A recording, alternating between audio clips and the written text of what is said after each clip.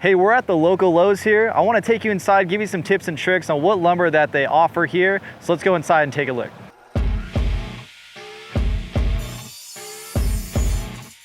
So what does it mean to be a Lowe's Pro? Really, they just want to have you sign up for one of their credit cards so that they can make more money off you. That's what it means to be a Lowe's Pro. Let's not tell them that. Let's go inside.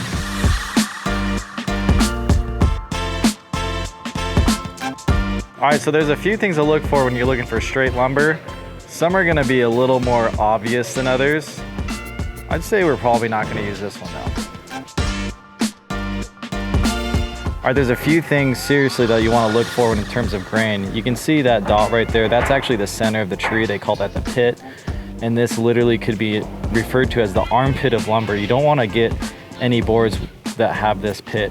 These boards have a tendency to move and warp a lot more than say a cut like this, where you don't have the pit. So just by looking at the end grain of your lumber, you can tell even next to each other here, that this one will move a lot more than this guy. Now there's another thing to look out for, which are knots. So let's come to the top of a board. The grain pattern where knots are gonna be a lot tighter and cause constriction, which will want to make the board move, versus timbers that, like if you had a section like this that had no knots, this is gonna stay a lot straighter and true. All right, there's another thing when you're eyeing down lumber, and that's what's called the crown. So when you're stacking lumber vertically, you want the crown to be up. So looking down this one, the crown is actually on the right side. So if this were gonna be a truss or a rafter, we would actually turn the right side up so that the higher point of this timber is facing up.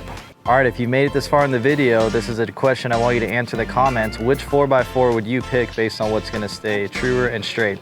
The one on the right or the one on the left? Leave a comment below. Your big box retailers like Lowe's and Home Depot do have a hardwood section. All of their hardwoods are already dressed up, meaning they're milled on both sides and surfaced all four sides, which is referred to as S4S. So if you buy product here, you're gonna spend more money than a hardwood store, but it's already gonna be milled for you. If you wanna know how to shop at a real hardwood store that has a lot more options than your Lowe's or Home Depot, check out this video that we have on the channel about how to shop at a hardwood store. So in terms of their furniture finish grade, they have select pine, you have poplar here. Coming this way, you have red oak. And that's pretty much all that they offer in terms of nice milled lumber. I think Home Depot might offer also some maple and walnut, but Lowe's doesn't. All right, they have a shiplap product that is actually made out of MDF, so let's take a look at it right here.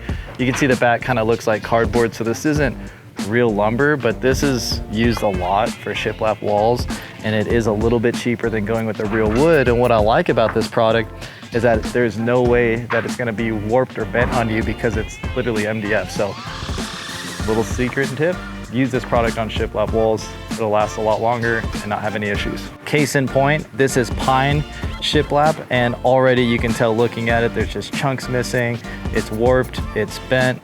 It's just not gonna be as good of a product as used in the MDF.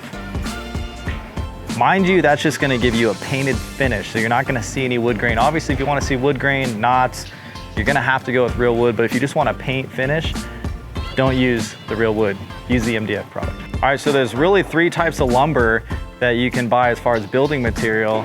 On my left, you have Douglas fir and pine, which is used for construction and framing. And then on my right, you have redwood, which is primarily used in decks and fencing. It's a good outdoor product.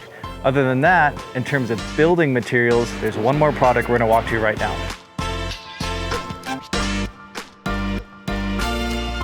All right, there's also what's called pressure treated lumber. You can see on this tag, it'll say treated. So this is actually doused in a chemical that helps it from rotting in outdoor applications. So again, when you're building decks, all the subframing and anything that's touching the ground that water and moisture is gonna attach to or touch, you wanna use pressure treated materials. It's easy to locate without a tag because you can see the coloring and also all the perforations from the treatment process at the mill. You can get 2x4s, 2x6, 2x8s, even 2x10s, and this is only gonna be for framing.